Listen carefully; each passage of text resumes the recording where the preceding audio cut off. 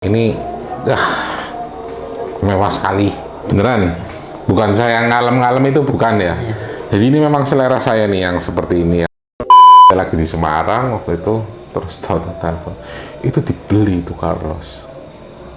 Itu burung luar biasa mewah sekali. Balik lagi ke pentingnya terah ini, menurut Mas Adim ini apa gitu? Seberapa penting? Kenapa bisa sampai juara, kita cek gimana sih cara ngelatihnya, Mas Omen berbagi sama teman-teman, nggak apa-apa ya? Iya. Kalau latih sih, saya paling suka tuh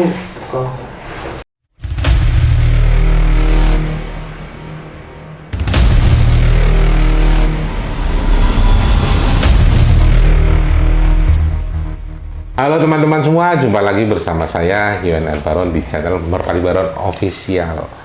Apa kabar teman-teman semuanya? Semoga semuanya selalu dalam keadaan sehat dan tetap semangat. Ya teman-teman, ini dalam acara podcast kali ini saya mengundang teman di samping saya, sahabat saya dari Temanggung. Dia adalah salah satu breeder yang hebat yang bisa mencetak merpati juara, dan yang tenar pertama kali adalah Vanilla, disusul berikutnya adalah Lumut namanya, benar seperti itu? Iya. Ya.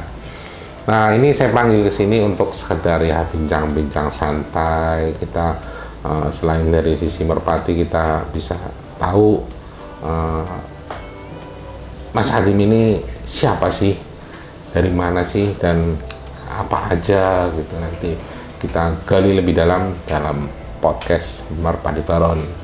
Sebelumnya perkenalkan dulu, di sebelah saya adalah Mas Adim dari Temanggung. Sebelahnya Mas Omen dari cowok ya. Kalau cowok, kalau cewek Ogel.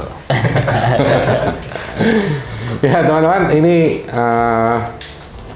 Mas Adim kesini tuh bawa oleh-oleh ya, dari Temanggung, dari hasil ternaknya dia ya, yang kemarin sempat menghebohkan Temanggung karena kemarin itu juara dua ya, tapi yang hebatnya bawa burung tiga juara tiga ya, juara semua, tiga-tiganya ini juara semua 10 besar. Ini luar biasa ya teman-teman. Ini kita tanya-tanya dulu ke Mas Adim ya. Mas Adim ya, Pak. Ini biar teman-teman tahu sebenarnya Mas Adim itu siapa sih, kok bisa sampai datang ke sini, diundang ke sini itu awalnya itu hubungan kita itu gimana gitu ya. Monggo Mas Adim bisa cerita. Ya, kalau hubungan sama Koyun bayi dari dulu ya kok ya. Pertama kenal itu Koyun ngasih betina Ibu Vanilla ya kok ya. Ibu yang Vanilla. Ya, itu diternak di saya, alhamdulillah juara. Ya, keluar Vanilla. Iya, sempat viral juga itu kalau masa-masanya. Sekarang ada lagi itu yang Koyun nitip, yang kedua itu yang betina itu. Betina yang ibunya si Lumut itu yang juara. Ya. Jadi saya cerita nih teman-teman. Jadi awal mulanya Mas Adim ini beli burung betina ya, nyari burung betina, dan ditemukan dengan bapaknya Vanilla. Setelah itu keluar burung juara ya, yang cukup fenomenal di Temanggung, cukup ditakutin, namanya Vanilla. Dan dari situlah akhirnya saya juga senang ya, saya juga memberikan apresiasi terhadap Mas Adim, karena Mas Adim ini bukan tipe orang yang melupakan sejarah atau asal-usulnya. Jadi saya ini merasa bangga, merasa senang saya bisa memberikan sesuatu yang berharga untuk orang lain gitu. Nah, singkat cerita, akhirnya saya sempat main ke Mas Adim, ada di konten saya waktu itu ya, ada ya kita konten ya. Ada. Dan setelah saya main ke sana, mungkin teman-teman nanti bisa cek, ada burung yang saya naksir ya, Iya, ada. tritis itu Iya, ya. tritis. Namanya naksir itu bukan cuma naksir dari kecepatannya, bukan seperti itu. Jadi ada feeling terhadap burung itu ya. Iya. Jadi istilahnya ada, nantinya burung itu akan menjadikan sesuatu yang berharga atau baik untuk kita berdua. Dan saya bilang sama Mas Adim, Mas, saya feeling sama burung ini nanti izin kalau saya nemu betina yang bagus nanti bisa dipasangkan. Nah, kurang lebih waktu itu berapa bulan ya? Waktu itu pas event P3 MKBI ya kok.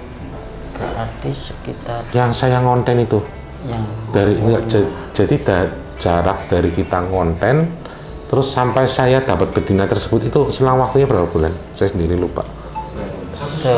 sebulanan ya. Sebulanan. Ya kok. Kurang lebih sebulanan.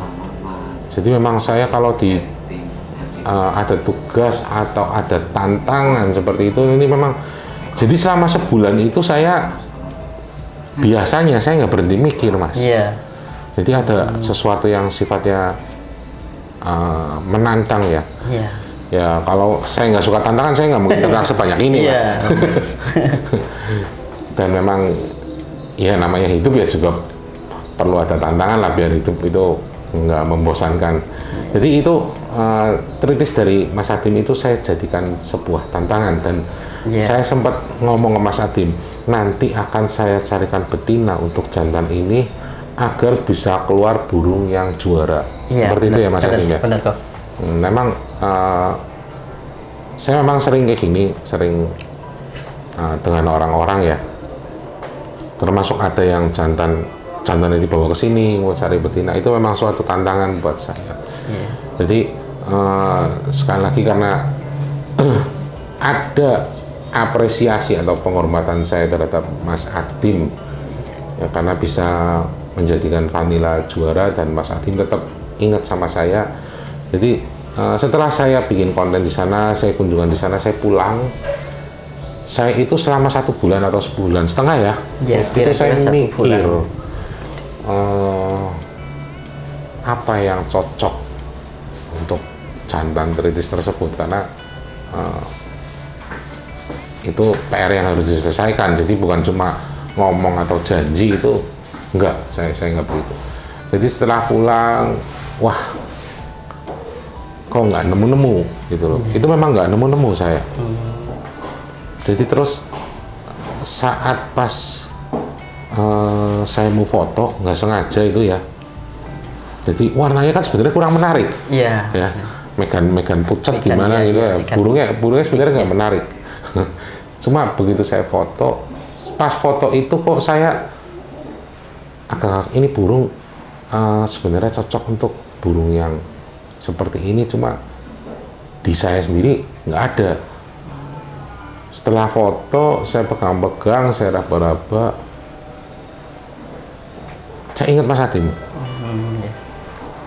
Nah terus saya kirim fotonya kan ke Mas Adim. Iya. Dan akhirnya saya kirim ke sana, saya bilang Mas Adim, ini kalau sama ini fix hasilnya bisa bagus. Dan puji Tuhan, alhamdulillah. Iya. Apa yang saya omongkan terbukti. Ini sebenarnya berat loh Mas Adim, tantangan buat saya loh. Jadi mulut harimaumu. Jadi itu ya.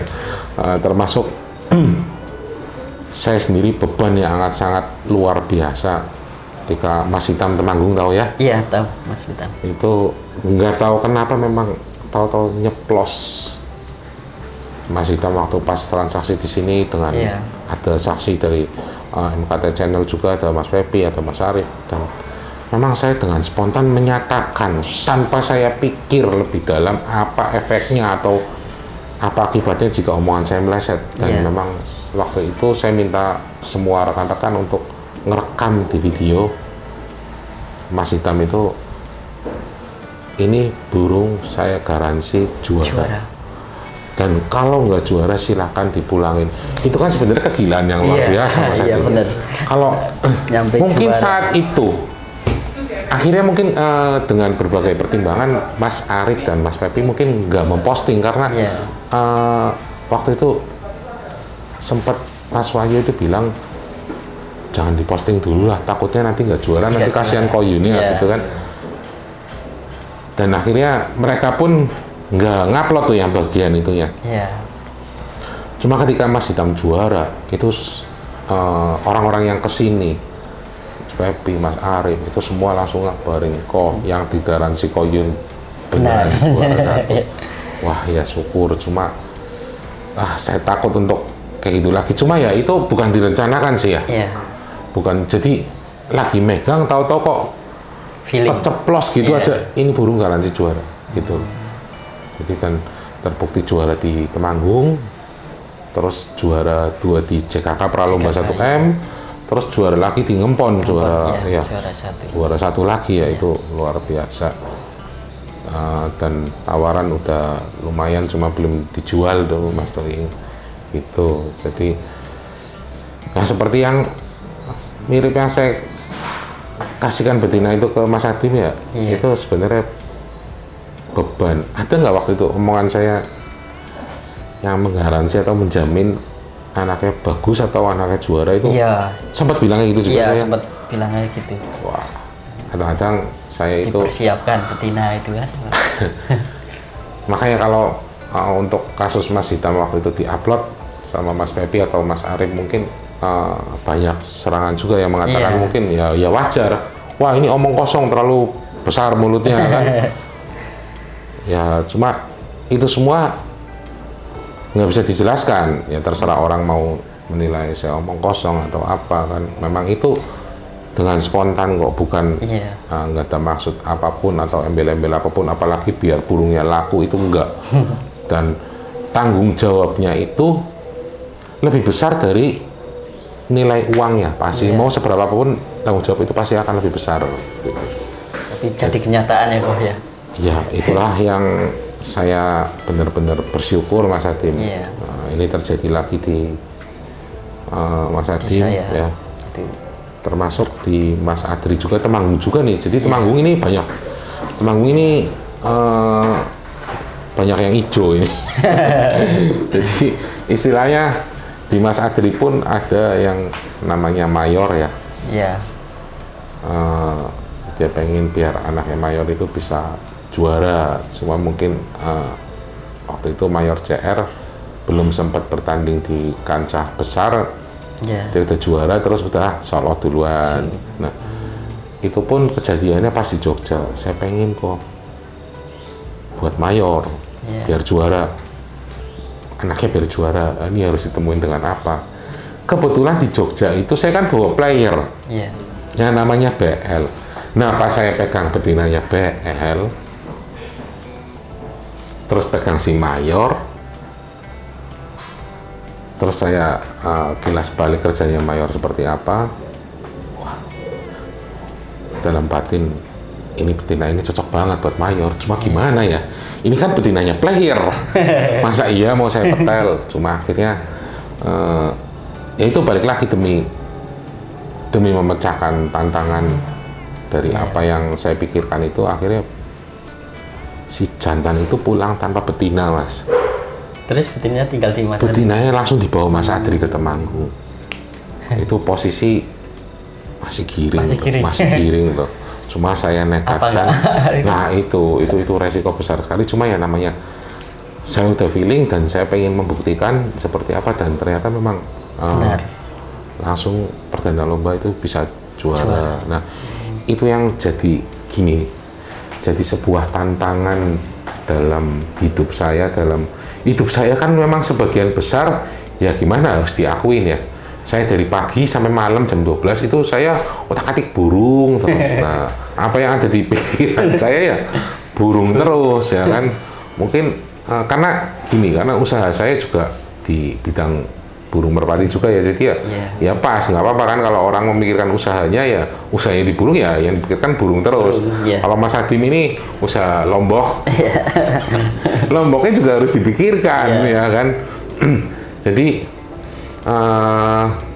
salah satu apa ya penyeimbang, bisa saya sebut penyeimbang, bisa aja disebut sebagai apa ya pembanding itu dimana kita bermain merpati sebagai hobi dan ada satu sisi dunia usaha yang harus kita geluti. Nah ini yang sangat berbahaya. Banyak kalau saya amatin banyak orang-orang yang usahanya akhirnya agak kacau, terutama dalam kondisi resesi ekonomi kemarin ya. Jadi terlalu memaksakan dalam merpati itu kosnya luar biasa besar. Jadi akhirnya tumbang dan cuci gudang itu dia yang terutama bagi yang ambisi dan nggak bisa ngerem.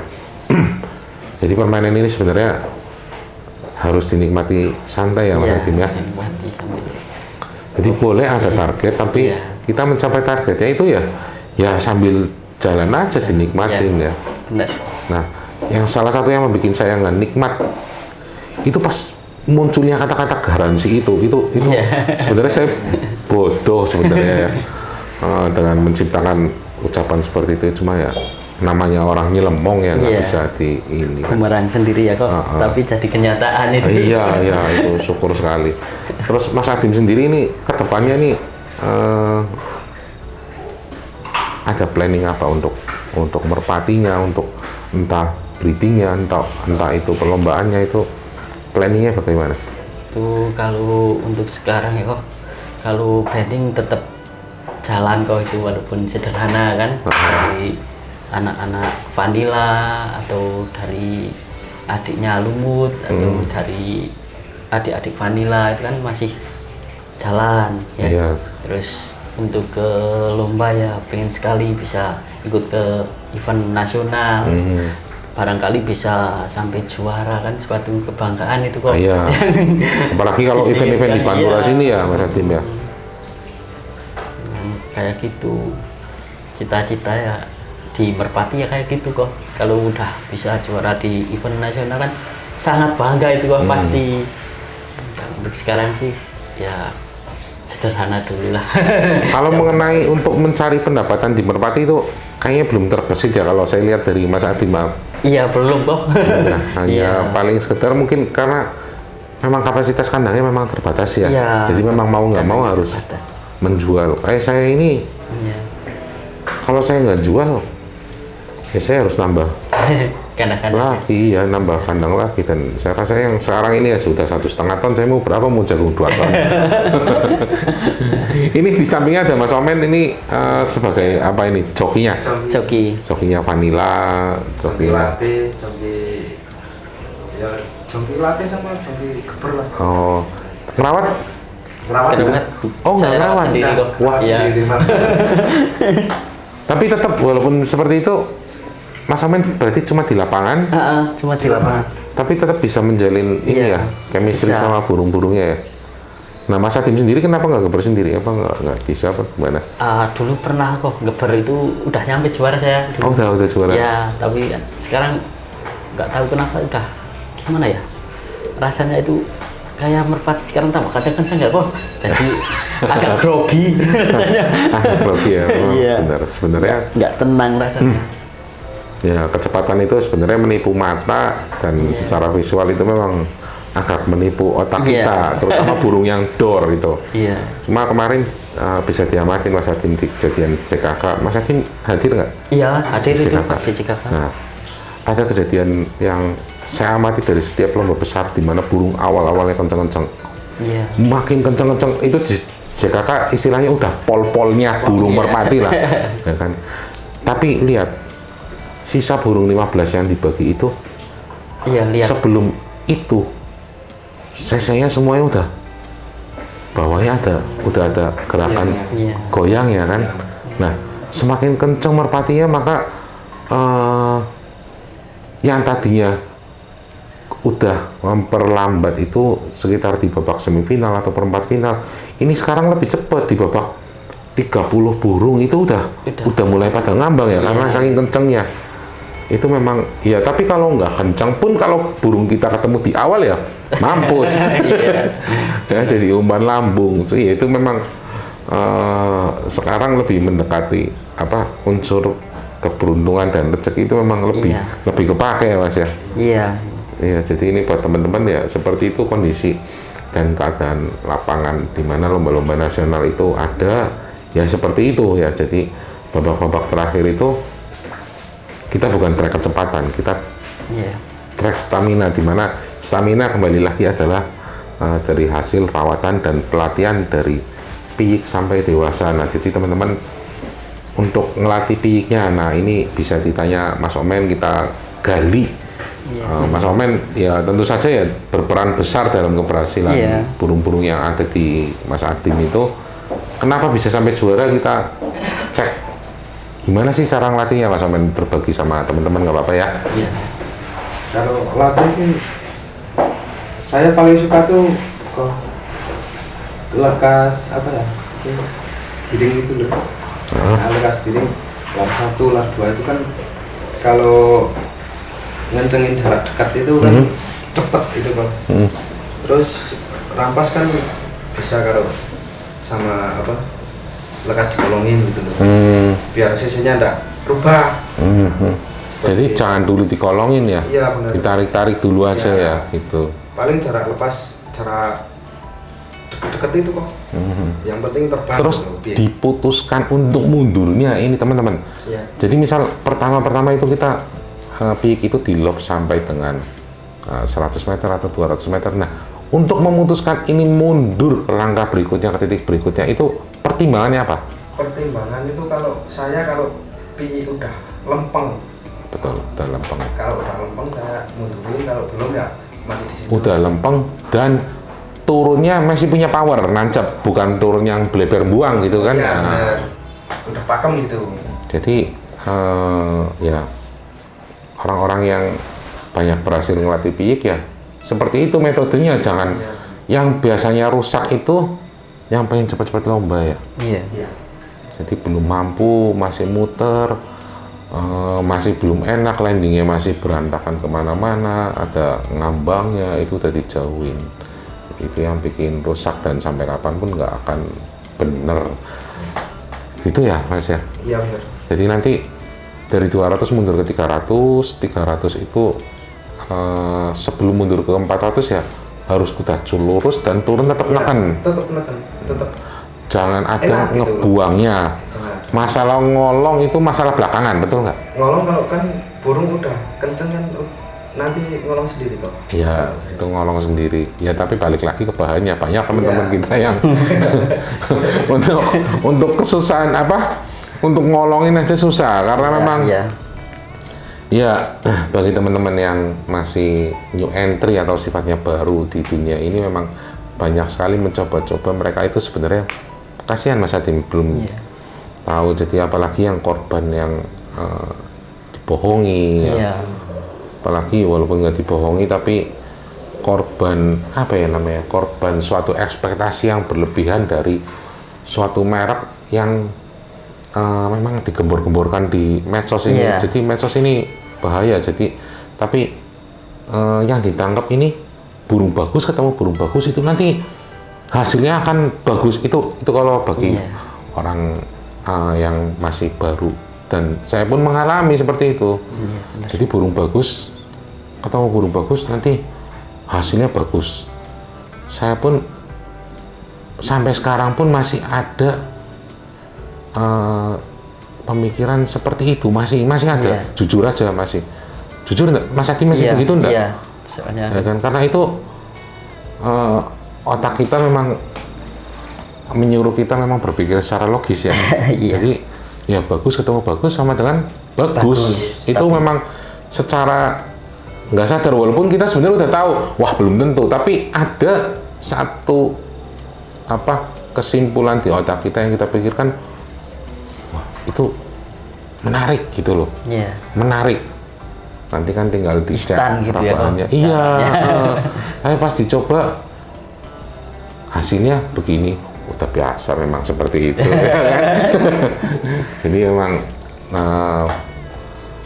sebenarnya buat teman-teman juga ya nggak apa-apa kalau sifatnya memang coba-coba buat belajar, cuma biasanya kalau yang besar ekspektasinya nanti ngedrop. Saya rasa untuk teman-teman ini jangan seperti itu ya, jangan ngedrop, jadikan itu sebagai suatu langkah untuk membuat teman-teman itu lebih bisa menilai mana yang baik dan mana yang tidak, mana yang bisa berhasil dan mana yang tidak ya. Jadi untuk balik lagi ke pentingnya terah ini, menurut Mas Adim ini apa gitu, seberapa penting? Kalau soal terah nomor satu itu kok. Nomor satu, betul. Karena kalau burung bagus, nggak ada terahnya, ataupun nggak bermental juara kan belum tentu juara juga, betul, itu kok. Betul, Misal burung kenceng kan banyak kok sekarang ya, burung yang kenceng, betul. tapi kan nggak ada terahnya ataupun nggak ada mentalnya kan pasti nggak nyampe atas kok kalau lomba. Jadi terah itu sebenarnya sebagai alat bantu ya. Iya, alat bantu. Jadi kita pengen apa itu dari terah dulu, nanti rabaannya seperti ini, Iya. nanti kemudian dievaluasi hasilnya seperti ini, Iya benar. sama atau enggak. Cuma kan ya kalau bermain terah tok tanpa tahu rabaannya seperti ini kan meleset. Kebanyakan seperti itu. Dulu pengalaman pertama ternak apa langsung berhasil apa ada gagalnya? Iya, dulu? tetap ada itu kok. Yang pertama itu ya dari terah bekel itu aja kok. Kan bekel kelemahannya memang stabil kok, tapi kadang putar di lokasi. Oh, kalau kelebihannya stabil, tapi Iya. kelemahannya memang dilepasan Iya, susah kan? Dilepasan susah. Jadi itu yang perlu diperbaiki Iya, ya. kan bisa mengamati karakter itu kok. Terus gimana cara menghilangkan itu Iya, kan? Terus itu saya temuin sama betina tadinya sama itu aja kok, tapi kan tetap kayak gitu. Tetap muter kayak gitu dilepasan. Terus yang betina dari Koyun itu udah buka pertama itu kok langsung jalan, langsung enak. Sebenarnya waktu itu kan kita belum kenal ya. Iya, belum kenal. Terus apa yang mendasari langsung ke sini itu? Iya. Apa karena memang saya waktu itu tenar apa gimana itu? Saya pengen tahu, penasaran nih. Dulu itu ya apa ya yang emang yang pertama kan pas waktu pengambilan Ibu Vanilla itu emang ada Koyun ya yang itu tuh pas sebelum jenderal ya kok ya kalau nggak salah ya. Apa Iya. udah ada jenderal ya? Belum kalau nggak salah. belum ada jenderal. Belum. Ada jenderal. Iya itu sebelum ada jenderal terus kan sering buka yang ada event besar kan di Pekalongan, Tegal itu kan. Terus itu kebetulan lihat Facebook punya Koyun, Iya. nah terus iseng-iseng itu. Terus waktu itu yang milikan saya atau Mas Adim? Koyun, saya pasang foto. Terus Mas Adim tahu nanya itu gimana? Saya nanya terus saya cerita sama Koyun, saya Iya. punya anak bekel gitu sama Koyun kan. Terus enaknya dijodohin yang kayak apa kok itu gitu. saya. Terus direkomendasiin kan itu sama Koyun. Oh, Yang jadi betina itu. bukan saya posting terus Mas Adim tertarik Bukan, terus beli, bukan ya. Emang saya Jadi cerita. pasrah sama saya nih Ya, waktu itu. Wah, itu saya cerita yang itu. ilmu pasrah. Bekel, iya. Kalau Bapak Vanilla, Bapak Vanilla sendiri waktu itu apa ya? Bapak Vanilla itu bekel roket kok. Bekel roket. Iya. Nah, yang sekarang ini yang bapaknya si Lumut itu apa? Kalau bapaknya si Lumut itu anak betina bekel sapu angin kok. Anak betina bekel sapu Iya. angin. Yang Jadi itu bekel ketemu anak sapu angin terus keluar sepasang itu di Mas Barok Pekalongan. ya. Terus itu yang di Mas Barok Pekalongan kan yang jantan ditebus lagi sama Pak Haji Junaid. Iya, Pak Haji Junaid yang jantan. Terus betinanya itu keluar jantannya itu Berarti bapaknya Lumut. Oh, berarti sesarangnya itu. Iya, Sarang yang ditebus Haji Junaid. Oh, iya. Jadi yang ditebus Haji Junaid itu Iya. dikasih nama Barok. Oh. Nah, Iya. sempat mau saya bayarin nggak boleh. Tapi akhirnya dipinjemin ke saya. Saya pas Haji Junaid kesini, pas habis transaksi rampok, Iya. dia kesini ketawa-ketawa. burung turunan sendiri dibayarin mahal-mahal. Saya waktu itu belum tahu mas, benar. Iya. Oh, Ji, tolong dibuka. Apa ini? Aku tahu, feelingku ini menyatakan rampok ini ada darah sapu angin karena skillnya mirip-mirip sapu angin ya, bukan mirip ya, hampir identik lah, Nah, dijelasin akhirnya. Saya bikinin silsilah juga tuh, saya bikin konten bahwa rampok ini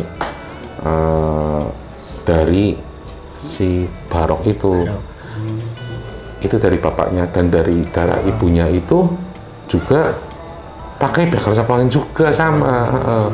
Jadi itu line breed begal sapu angin ketemu sama darahan pistol atau mayoret itu. Keluarlah si rampok tersebut. Memang rampok ini badannya juga kalau digambar juga bekalnya masih kuat banget. Iya. Ya, cuma dia karakter pistolnya juga ada. Menernak burung seperti ini, rampok itu balik lagi seperti kayak ternak darah bekel itu kesulitannya lumayan. Cuma nah itu tantangan saya sekarang. Iya. Jadi ya syukur tadi kita lihat barang-barang di lapangan, ternyata ada cucu rampok yang lumayan enak gitu ya. Tadi satu, cuma belum jadi itu, di talinya masih kurang enak. Kalau tinggi memang bagus ya, seperti rampoknya seperti itu. Nah Mas Omen sendiri ini saudara apa gimana? Teman. Teman. Kesibukannya apa? Kesibukannya bertani. Oh bertani. Bertani ya. Mbako. Ya tembakau ya. Cabai kok. Oh, jadi ini ngelatih burung Mas Adim itu ya memang karena senang ya? Iya senang. Senang. Kalau saya kan paling suka kan latih dari nol kok. Terus sampai jadi gitu lah. Sampai jadi, sampai bisa juara kan paling senang gitu. Jadi memang memecahkan tantangan ya? Iya benar. Gitu teman-teman, jadi memang ini tips dari Mas Omen itu ya, yang tadi kita bincang-bincang bersama itu ya sangat penting. Jadi saya ringkas lagi, saya bikin suatu kesimpulan bahwa untuk memundurkan si pi atau bahan yang kita latih itu dituntut kualitas maksimal dari tiap titik baru mundur, benar nggak? Benar. Jadi nanti mundur ini harus sampai titik maksimal baru mundur lagi. Kalau belum maksimal berarti tandanya dia belum mampu dan jangan dipaksa mundur. Nah, PR-nya bagaimana kita memaksimalkan si burung tersebut di satu titik sampai benar-benar maksimal. Kalau belum itu telusuri terus, pelajari terus apa aja yang harus ditempuh, perawatan apa aja. Teman-teman bisa cek di Merpati Baron Official atau sekarang saya aktif juga di TikTok. Teman-teman bisa komen di manapun. Kalau pas saya lihat dan ada waktu saya balas lewat video, jadi teman-teman lebih bisa menangkapnya seperti itu teman-teman. Jadi di samping saya adalah peternak yang sukses luar biasa, semoga tetap berkesinambungan ya berikutnya. Nah ini ngomong-ngomong tadi saya dibawain oleh-oleh. Iya. Dari Temanggung itu, dari Mas Adim itu adiknya Lumut, nanti boleh dicek. Nah teman-teman, ini burung yang dari Mas Adim dan satunya untuk Mas Adim. Saya kasih PR lagi nih. Ya. Jadi ini yang di tangan Mas Omen ini dia adiknya Lumut ya. Iya, adiknya Lumut. Ini mewah sekali, beneran. Bukan saya ngalem-ngalem itu, bukan ya. Jadi ini memang selera saya nih yang seperti ini, yang salangan. Terutama memang bagi saya memang salangan sama dagingan ya. Jadi capit itu nanti belakangan saya. Yang penting di bagian sini itu udah serok. Di bagian pinggang ini udah serok. Jadi kalau dipegang itu apa ini mengerucut hampir sempurna Mas Adim. Dan ini tuh mengatup sampai bawah, terus dadanya ini melorot. Ini saya gebuk bawahnya itu luar biasa, dan udah bawahnya luar biasa. Ini termasuk salah satu burung yang tidak sopan. Jadi burung yang kalau tuh mau turun itu nggak permisi. Nah ini nanti ada kemungkinan burung ini next saya akan temukan keluarga pengawan ya. Keluarga pengawan atau bisa ketemu angin hitam, bisa ketemu sama pengawan, bisa ketemu sama kakak adik pengawan. Nanti kita lihat feelingnya yang mana. Jadi ini mirip sama jodohnya Kaisar sekarang, cucu Hannibal yang dari Asia Res. Ini mirip banget segini. Ini gebuknya luar biasa. Mas Adim jual burung juga kan? Iya. Burungnya betul. boleh dijual kan? Nah, teman-teman, ini saya rekomendasikan, bukan apa ya, saya nggak dapat komisi sama sekali ini. Cuma ini layak beneran. Dan sekarang langkah yang sudah diambil Mas Adim yaitu nantinya dari keluarga saudara-saudara Vanilla, feeling saya kemungkinan besar akan ditemukan dengan saudara-saudaranya ini. Iya. Udah ada feeling gitu kok. Dan itu akan sangat masuk. Nanti kelemahan dari Vanilla yang masih ada bisa ditutup sama Iya. yang kelebihan yang di sini. Jadi nanti bakalan lebih stabil. Bener kan? Kalau Vanilla kan dia harus nunggu sebentar kan. Iya. Kalau yang ini nggak usah nunggu, santai aja ya. Udah kepalinya udah nggak buka. Ini belum nelor apa udah nelor Mas Adim? Itu belum kok. Belum Masih dijodohin ya, diumbar. masih di umbaran ya. Ini sampean Amit. Dan ini PR untuk Mas Adim, PR selanjutnya dan diselesaikan nantinya. Jadi tetap ditemukan dengan keluarganya Vanilla boleh. Saya lihat dulu sabitnya, wah aman. Nanti tetap stabil. Atau mau ditemukan sama bapaknya ini masih oke. Cuma kalau ditemuin sama bapaknya ini kayaknya siap-siap ngeluarin 5 itu feeling saya yang kepake 2. Yang 3 itu agak fatal.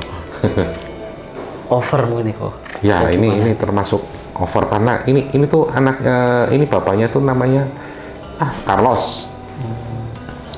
Jadi papa saya tuh yang maksa beli. Saya lagi di Semarang waktu itu, terus tahu telepon itu dibeli itu Carlos. Itu burung luar biasa mewah sekali. Nah terus coba kayak apa sih? Nah ada videonya Carlos pas bemo. Wah bemo kalahnya malu-maluin loh. Bemonya habis juara mobil loh waktu itu loh. Dan kalahnya cukup memalukan. Ini mah terus terang aja. Dan akhirnya memang bisa dibeli Carlos itu.